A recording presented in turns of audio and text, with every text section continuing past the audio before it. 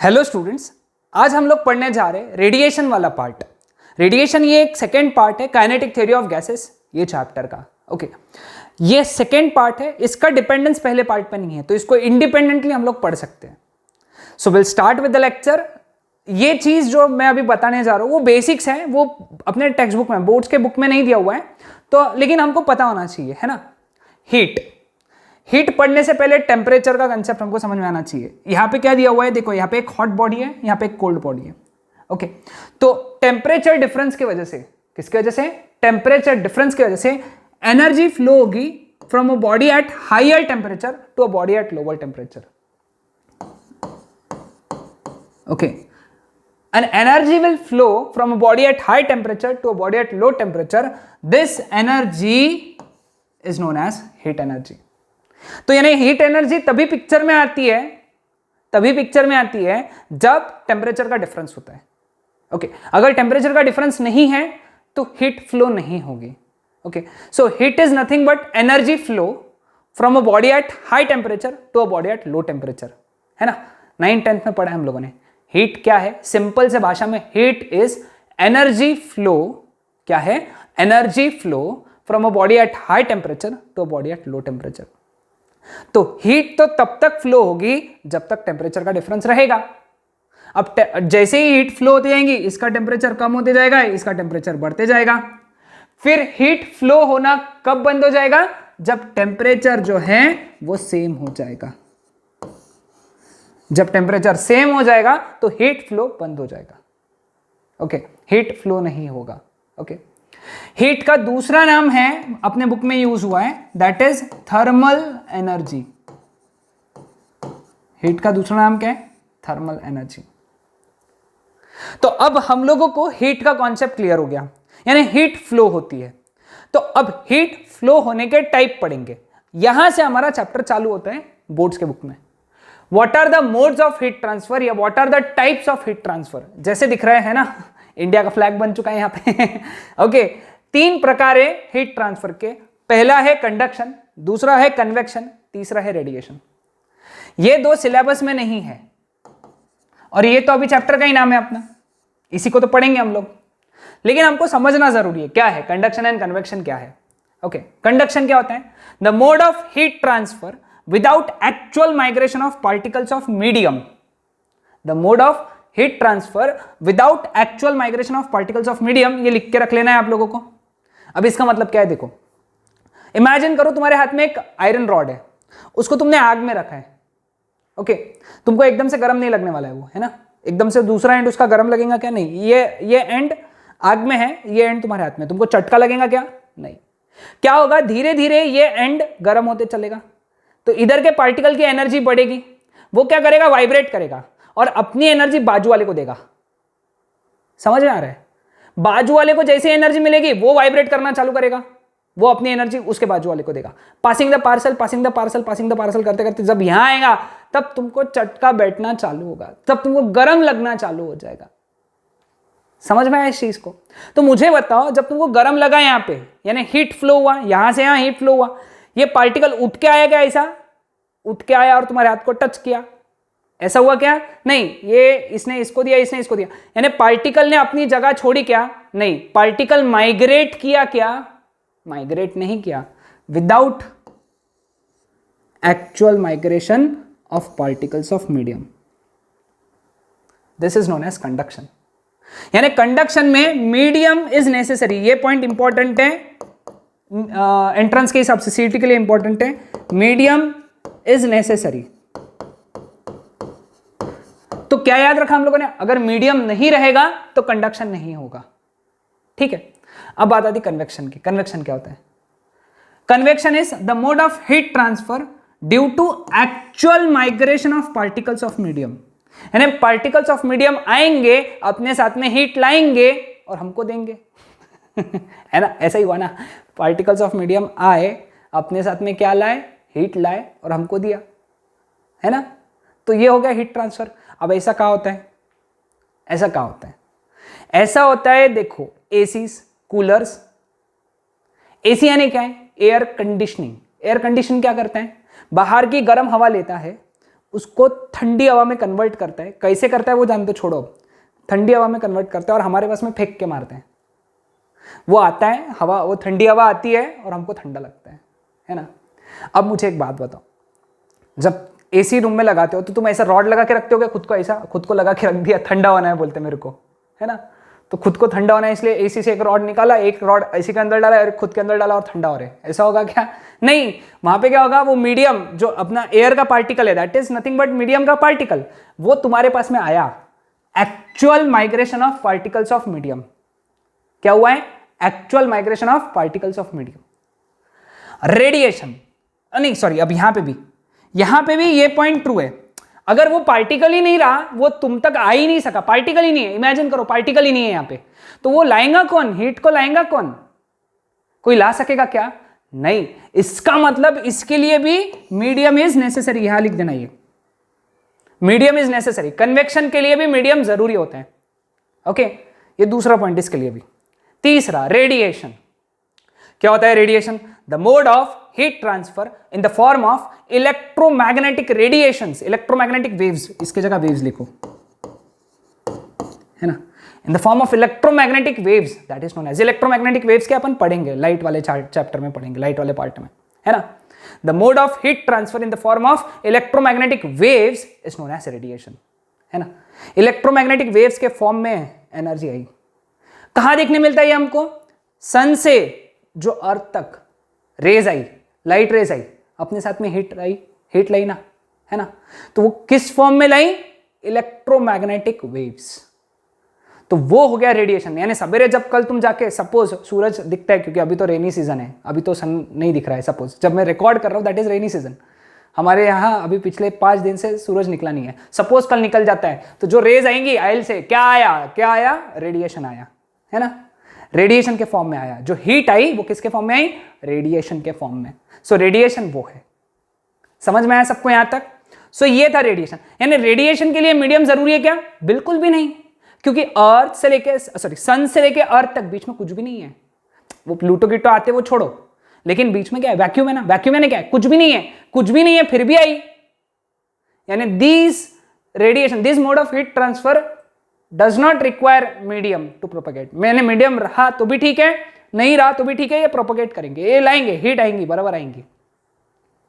इनको मीडियम चाहिए क्या? जरूरी नहीं। रहा तो भी रेडिएशन के फॉर्म में हीट ट्रांसफर होगा, नहीं रहा तो भी रेडिएशन के फॉर्म में हीट ट्रांसफर होगा। रेडिएशन समझ में आया? Okay, clear with this? Okay, so यहां पे लिख दोगे तुम, मीडियम इज नॉट नेसेसरी। हाँ, लेकिन याद रखना, this is the fastest mode of heat transfer, fastest mode of heat transfer, क्योंकि इलेक्ट्रोमैग्नेटिक वेव्स है। इलेक्ट्रोमैग्नेटिक वेव्स की स्पीड क्या होती है? जो लाइट की स्पीड है, 3 × 10⁸ मीटर पर सेकेंड, इतने स्पीड से, है ना। ये इससे स्लो है, रेडिएशन से स्लो कन्वेक्शन है, कन्वेक्शन, और सबसे स्लोएस्ट कौन है? कंडक्शन। याद रखना, सबसे slowest mode of heat transfer conduction, उससे फास्ट कंडक्शन, सबसे फास्टेस्ट रेडिएशन। है आसान? Okay, sorry. Next, thermal radiation. ये डेफिनेशन बड़ी इंपॉर्टेंट है, बोर्ड्स के बुक में दी है। क्या है इसकी definition? The electromagnetic radiation emitted by the bodies, यानी बॉडी से निकलने वाली वेव्स, इलेक्ट्रोमैग्नेटिक वेव्स। लेकिन कब? कौन से बॉडीज से? Which are at high temperature with respect to surrounding, जो बहुत ज्यादा गर्म है। गर्म बॉडी से जो रेज निकल रही है, वेव्स निकल रही है, सॉरी रेज नहीं, वेव्स, गर्म बॉडी से, ऐसे ऑब्जेक्ट्स जो बहुत गर्म हैं, उनसे जो इलेक्ट्रोमैग्नेटिक वेव्स निकल रही है, उनको हम लोग क्या कहते हैं? Thermal radiation. क्या कहते हैं हम लोग उसको? Thermal radiation. समझ में आया सबको? बहुत आसान था ना थर्मल रेडिएशन का definition. The electromagnetic radiations emitted by the bodies which are at high temperature with respect to surrounding is known as thermal radiation। मेरा सजेशन है, पॉज करो और इसको लिखो, बहुत इंपॉर्टेंट डेफिनेशन। ये बड़ी इंटरेस्टिंग चीज, सबसे इंटरेस्टिंग चीज आज की। ओके, ये एक सरफेस दिया हुआ है, यहां देख रहे हो कि क्यू अमाउंट की हीट उस पे आके, ये बाद में पढ़ेंगे, ये सबसे बाद में, पहले ये समझेंगे। उस पे क्यू अमाउंट की हीट आके गिरी, उस सरफेस पे, उस बॉडी पे क्यू अमाउंट की हीट आकर गिरी, ठीक है। अब क्या होगा? इसमें से कुछ हीट इसमें एब्जॉर्ब हो जाएंगी। कितनी हीट एब्जॉर्ब हो जाएंगी? QA, लेट अस से QA अमाउंट की हीट एब्जॉर्ब हो जाएंगी। ठीक है, और कौन सा कलर नहीं लिया? ऑरेंज। अरे ऑरेंज तो ऑलरेडी है। ओके QR अमाउंट की हीट रिफ्लेक्ट हो जाएंगी। QR अमाउंट की हीट रिफ्लेक्ट हो जाएंगी, और लाल कलर नहीं लिया, QT अमाउंट की हीट, QT अमाउंट की हीट ट्रांसमिट हो जाएगी, ट्रांसमिट निकल लेगी। ओके, पहली फुर्सत में निकल लेगी। ओके, तो Q हीट गिरी, QA एब्जॉर्ब हुई, QR रिफ्लेक्ट हुई, QT ट्रांसमिट हुई। ठीक है, समझ में? तो एक इक्वेशन हम लोग जो यहां लिख सकते हैं वो है Q is equal to QA QR plus QT, QA plus QR plus QT, यह इक्वेशन है ना, according to law of conservation of energy. ये आप इक्वेशन लिख सकते हैं। अब हम लोग तीन चीजें डिफाइन करने वाले हैं, coefficient of absorption, coefficient of reflection, coefficient of transmission. इसका दूसरा नाम भी याद रख लो, कुछ बुक्स में दिया है, एब्जॉर्प्टेंस, रिफ्लेक्टेंस, ये सीट के लिए याद रखना है, और ट्रांसमिटेंस, ट्रांसमिटेंस। ठीक है, अगेन इंडिया का झंडा बनाएंगे हम लोग, है ना। How do you define coefficient of absorption? Coefficient of absorption small a is defined as ratio of amount of heat absorb to amount of total amount of incident heat.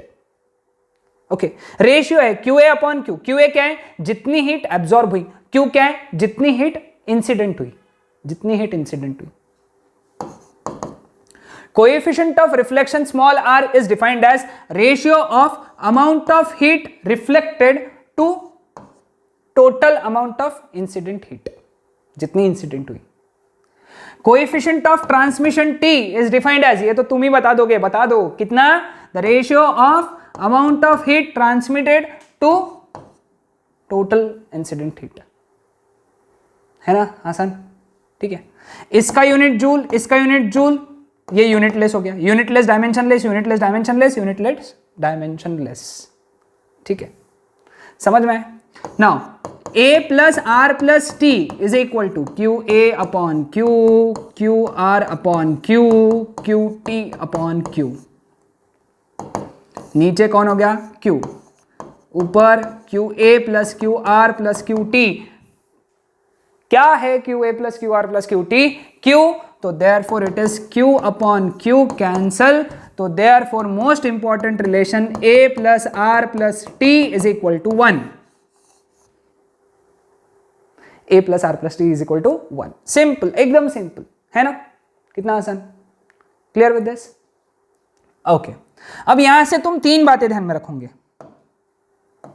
Okay.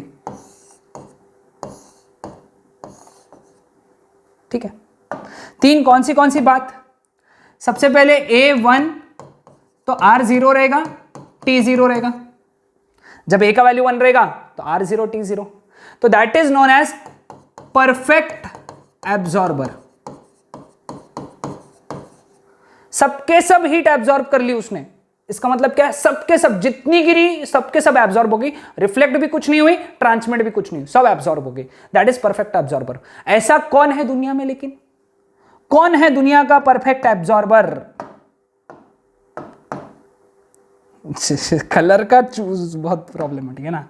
दुनिया का perfect absorber कौन है? That is perfectly black body, perfectly black body, perfectly black body, ये है दुनिया का perfect absorber. ठीक है, नाउ दूसरा केस, जब R1 तो A0 T0, है ना। R1 है तो A0 है या T0 है, इसका मतलब जितनी की जितनी हीट गिरी सबके सब रिफ्लेक्ट हो गई। ये कौन हो सकता है? परफेक्ट रिफ्लेक्टर, परफेक्ट रिफ्लेक्टर है वो, क्योंकि उसने सारी की सारी हीट वापस भेज दी, एब्जॉर्ब भी नहीं किया, ट्रांसमिट भी नहीं किया। तो ये पुअर एब्जॉर्बर रहेगा और पुअर ट्रांसमिटर रहेगा। ये पुअर रिफ्लेक्टर, पुअर ट्रांसमीटर। ठीक है, तीसरा तुम बताओगे, तीसरा क्या रहेगा? T1 A0 R0। ये कौन रहेंगे? ये रहेंगे परफेक्ट ट्रांसमीटर, यानी ये सारी की सारी ऐसे बॉडीज जिनका T1 है, ये सारी की सारी हीट ट्रांसमिट कर देंगे, कुछ भी एब्जॉर्ब नहीं करेंगे, कुछ भी रिफ्लेक्ट नहीं करेंगे। That's it. समझ में आए तीन चीजें यहां पे? हाँ, okay. Now we have two most important concept, athermanous bodies and diathermanous bodies. ये डेफिनेशन है आज का लास्ट पार्ट इस लेक्चर का, athermanous bodies and diathermanous bodies. देखो डेफिनेशन ध्यान से देखना इसकी, सुनना, हाँ ध्यान से सुनना और देखना भी। अथरमैनस बॉडीज आर दोज बॉडीज जिनका कोएफिशिएंट ऑफ ट्रांसमिशन जीरो है। कोएफिशिएंट ऑफ ट्रांसमिशन जीरो है, समझ में आ रहे हो? देखो अलग ही डेफिनेशन है। कोएफिशिएंट ऑफ ट्रांसमिशन जीरो यानी A+R1 रहेंगे इनका। ये दोनों बातें ध्यान में रखना। अथरमैनस बॉडीज आर दोज बॉडीज जिनका कोएफिशिएंट ऑफ ट्रांसमिशन जीरो है, दैट इज उनका A+R1 है, यानी ये कुछ भी ट्रांसमिट नहीं करेंगे, यानी ये रहेंगे ओपेक, ओपेक टू रेडिएशंस, है ना? जो जाने ही नहीं देंगे, जो जाने नहीं देते उसको क्या बोलते हैं अपन? ओपेक बोलते हैं ना। ये रेडिएशंस को ओपेक रहेंगे, ओपेक। Okay, clear? ऐसे कौन से बॉडीज होते हैं दुनिया में? वुड है ना, वुड है, और अपने बुक में दिया ना एग्जाम्पल, वुड है, वाटर है, iron, copper, moist air, benzene, फेंजीन, सब एग्जाम्पल दिए, सब लर्न कर लो। जो बोर्ड के बुक में एग्जाम्पल दिया ना, लर्न करना। ये साले बोर्ड में ऑब्जेक्टिव में पूछ लेते बोर्ड वाले, which of the following is athermanous bodies, है ना, इसमें से कौन सी अथरमैनस बॉडीज है? एग्जाम्पल लर्न है तो लिख लोगे, नहीं तो एक मार्क कट जाएगा, है ना? तो ये ध्यान में रहेगा। कंसेप्ट क्या है अथरमैनस बॉडीज का? इनका T0 है तो A+R = 1, यानी अगर सपोज कोई न्यूमेरिकल आया, CET में आ सकता है, प्रॉब्लम बोल सकते हैं कि भाई एक अथरमैनस बॉडी है जिसका R इतना है, A बताओ, A बताओ। तुम क्या कर रहे हैं? सर हमको तो मालूम है A+R+T = 1 है, R दिया हुआ है, A निकालना है। सर T, अरे भाई साहब अथरमैनस बॉडी दिया है ना, उसका तो T0 रहेगा, तो उसके लिए इक्वेशन है। सही, ठीक है, अपन प्रैक्टिस करेंगे, वैसे प्रॉब्लम्स भी प्रैक्टिस करेंगे। अब आती है डायथरमैनस बॉडीज की बात। Diathermanous, okay, diathermanous bodies are those bodies जिनका T ≠ 0। T = 1 नहीं है। हाँ, अगेन ऐसे ऐसे बच्चे बड़ा गलती करते, T = 1 करते, इसका 0 है ना, इसका 1 है बोलते। अरे भाई गलत है ये। अरे T = 1 है तो परफेक्ट ट्रांसमीटर हो गया ना। इनका T0 नहीं है, 0 नहीं है, क्या है मालूम नहीं हमको। फिर क्या है? 0 नहीं है तो फिर क्या है? नहीं मालूम। 0 नहीं है, लेकिन 0 नहीं है तो फिर इनके लिए इक्वेशन क्या आएगा? A+R+T = 1। इसके लिए इक्वेशन लगेगा डायथरमैनस बॉडीज। इनके एग्जांपल अपने बुक में क्या दिए हैं? Glass, quartz, sodium chloride, hydrogen, oxygen, dry air. मेरे हिसाब से याद रखना, इधर ड्राई एयर है, इधर मॉइस्ट एयर है।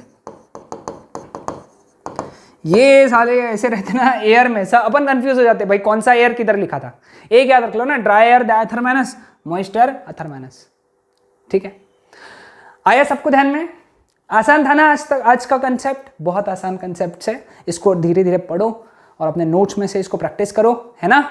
तो हम लोग इसके आगे का कॉन्सेप्ट अब पढ़ेंगे कल, perfectly black body, Kali Kali body. Okay, तो विल स्टडी दैट कॉन्सेप्ट। आज का कॉन्सेप्ट अच्छे से पढ़ लेना, इसको टेक्स्ट बुक में से भी पढ़ लेना, नोट्स में से भी पढ़ लेना, है ना? That's it.